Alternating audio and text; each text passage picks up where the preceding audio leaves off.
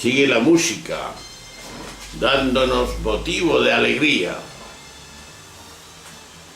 Por eso la escuchamos con atención. De la misma manera vamos a tener atención a este pasaje, a este relato, que en la fecha del 11 de julio del 2017, martes, y en el ciclo A de la liturgia de la Iglesia Católica, Mateo, en el capítulo 9, del 32 al 38, nos dice lo siguiente. Escuchemos con atención. No solamente la atención de los oídos, sino la atención del gran corazón que debemos tener cada uno. Es otra curación. En aquel tiempo llevaron a Jesús un endemoniado mudo. Echó al demonio y el mudo habló. La gente decía: admirada, nunca se ha visto en Israel cosa igual. En cambio, los fariseos decían: este echa a los demonios con el poder del jefe de los demonios, Belcebú. Jesús recorría todas las ciudades y aldeas, enseñando en las sinagogas y anunciando el evangelio del reino y curando todas las enfermedades y todas las dolencias. Al ver a la gente, se compadecía de ellas, porque estaban extenuadas y abandonadas, como ovejas que no tienen pastor. Entonces dijo a sus discípulos: la mies es abundante, pero los trabajadores son pocos. Rogar pues al Señor de la mies que mande trabajadores a su mies. Pues veamos a ver lo que nos dice este Mateo en el capítulo 9. En pocas líneas, Mateo recoge motivos diferentes. Recoge un exorcismo. Las reacciones contrapuestas entre la admiración de la gente y el juicio mezquino de los fariseos. Un breve sumario sobre la actividad de Jesús, centrada en un doble eje: el anuncio de la buena noticia, la sabiduría de Dios y la sanación.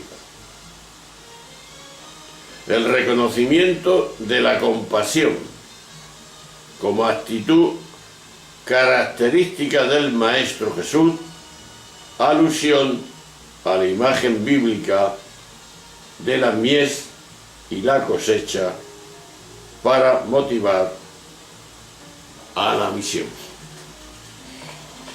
Es frecuente que los evangelistas recojan así, en narraciones breves, diferentes cuestiones anudadas entre sí a partir simplemente de alguna pequeña alusión o de una mera palabra que se repite varias veces. En las personas sabias se aprecia siempre un interés manifiesto hacia quienes perciben atrapados por la ignorancia que hace sufrir. Eso es evidente. Así hay que entender la alusión al hecho de que Jesús sentía compasión ante la gente extenuada y abandonada.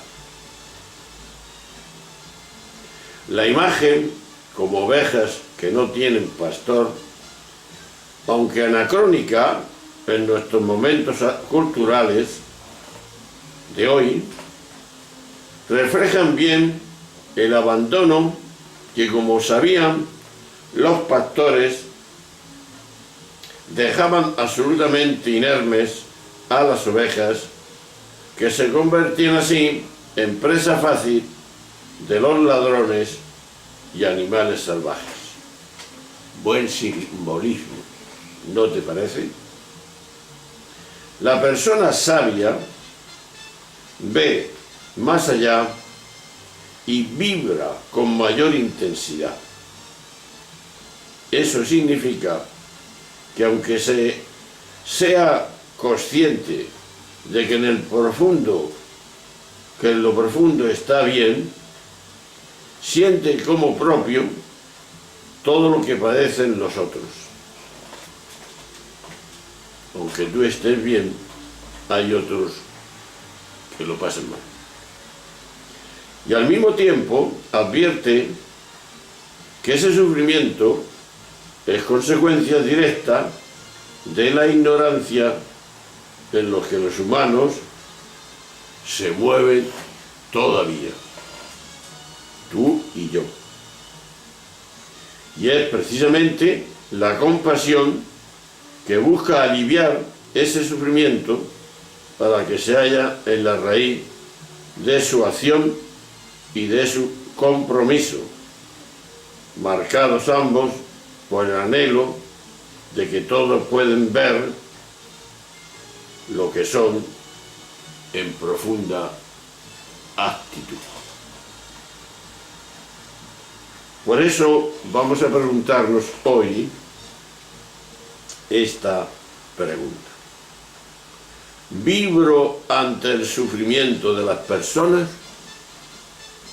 Es decir, ¿me se mueven las entrañas como se movían en Jesús? ¿En qué me moviliza? ¿En el corazón o en la mente? ¿En el yo o el ego? ¿O dónde?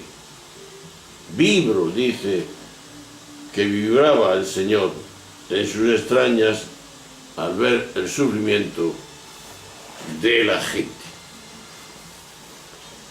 Y esto es una evidencia que nosotros también tenemos que tener una sensibilidad ante el sufrimiento de los demás. Este texto del Evangelio de Mateo pone en evidencia varias cosas en las que seguramente casi nunca pensamos y que sin embargo son cosas fundamentales. Veamos. Primero, al relatar la curación del endemoniado mudo, el texto destaca un contraste fuerte. La gente sencilla del pueblo se admira y elogia a Jesús, mientras que los fariseos, los observantes religiosos, no solo no elogian a Jesús, sino que dicen de él lo peor que se puede decir, que en él actúa el jefe de los demonios, Beelzebú. Lo que los laicos ven como positivo, los religiosos lo ven como obra del diablo. ¡Qué contraste! Esto sigue ocurriendo ahora,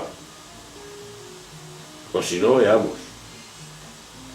Con frecuencia los hombres de la religión atribuyen al diablo lo que la gente corriente explica como lo mejor que puede ocurrir.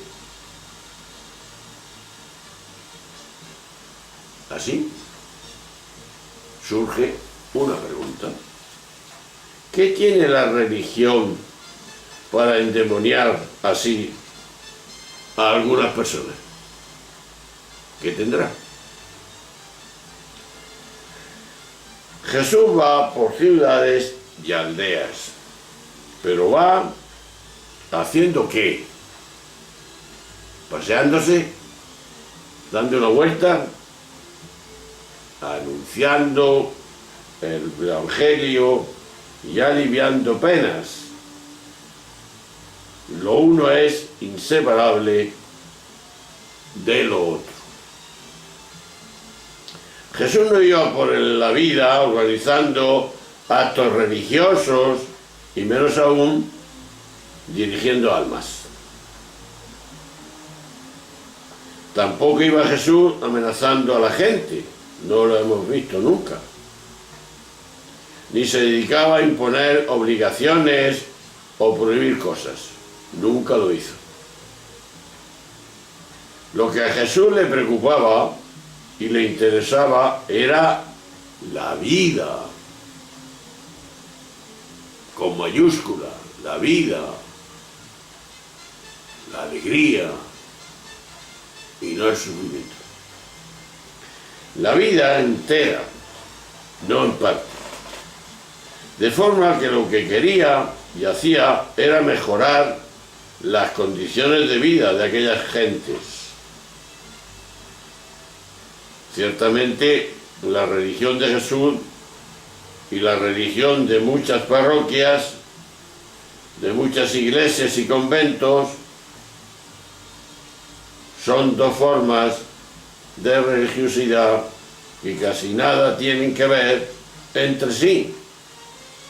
Por lo menos se parecen como muy poco.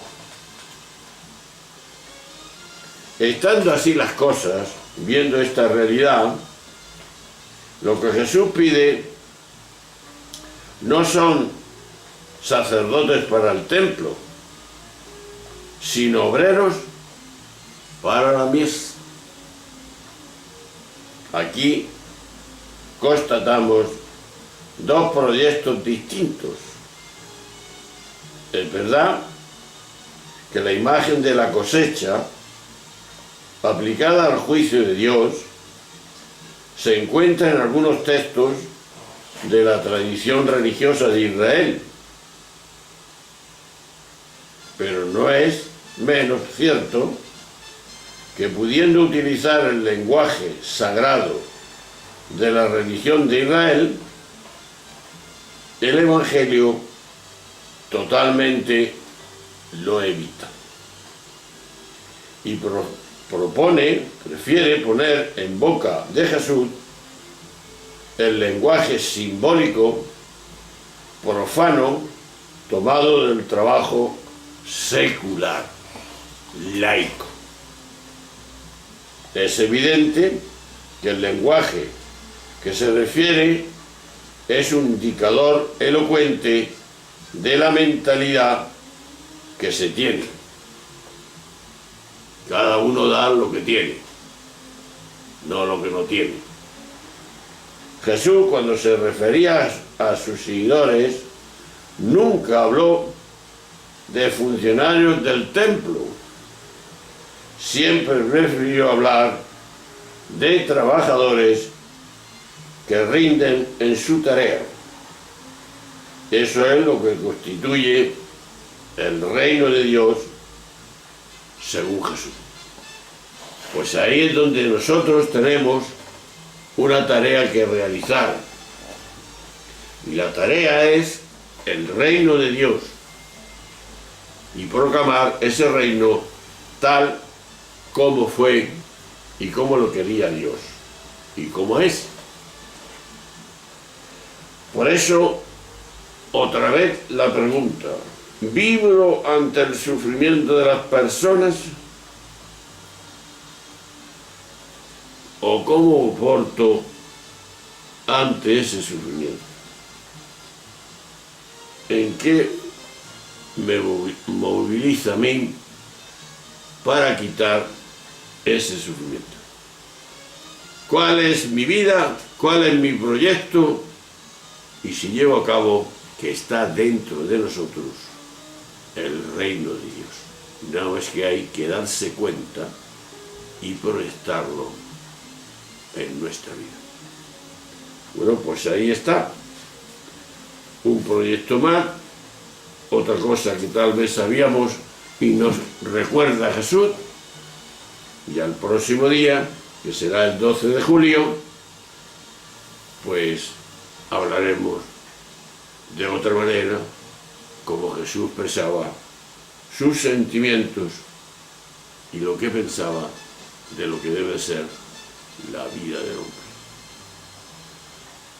Adelante, andar el camino, aunque este camino a veces tiene espinas, como todos los caminos, pero que se puede andar si vamos con la cabeza alta y diciendo lo que somos cada uno y viviendo. Hasta luego, hasta siempre, nos vemos.